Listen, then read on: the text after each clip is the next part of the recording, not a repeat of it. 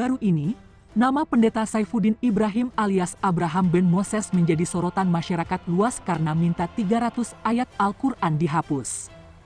Pendeta Saifuddin Ibrahim ini menjadi perbincangan akibat video yang unggahnya meminta agar kurikulum sekolah Islam mulai dari tingkat madrasah sanawiyah aliyah hingga perguruan tinggi dirombak karena dinilai tidak benar.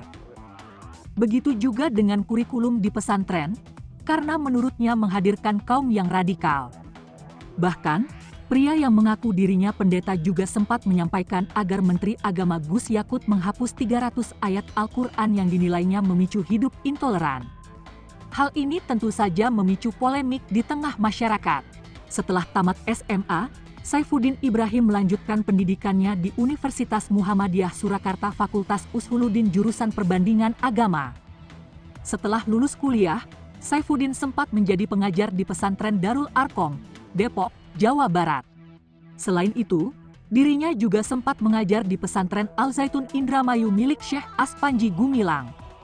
Pada tahun 2006 lalu Saifuddin Ibrahim diketahui pindah ke agama Kristen dan mengganti namanya menjadi Abraham Ben Moses. Namun suatu hari di tahun 2006, dirinya memutuskan untuk berubah. Tepatnya, pada tanggal 4 Maret 2006 Saifuddin Ibrahim menjadi Kristen. Kepindahannya ke agama Kristen tersebut bukan tanpa konsekuensi. Dirinya akhirnya bercerai dari istri pertamanya yang merupakan putri seorang tokoh penting di Jepara. Dan dirinya juga kehilangan karir dan sejumlah aset akibat keputusannya itu. Karena kasus tersebut, tahun 2018 dirinya divonis 4 tahun penjara oleh Hakim Pengadilan Negeri Tangerang. Pada saat itu, pengadilan memutus Saifuddin Ibrahim bersalah karena menyebarkan informasi yang mengandung ujaran kebencian terhadap agama tertentu. Kasus terbaru, Kadif Humas Polri Irjen Pol Dedi Prasetyo mengatakan bahwa pihaknya akan melakukan penyelidikan terhadap Saifuddin Ibrahim.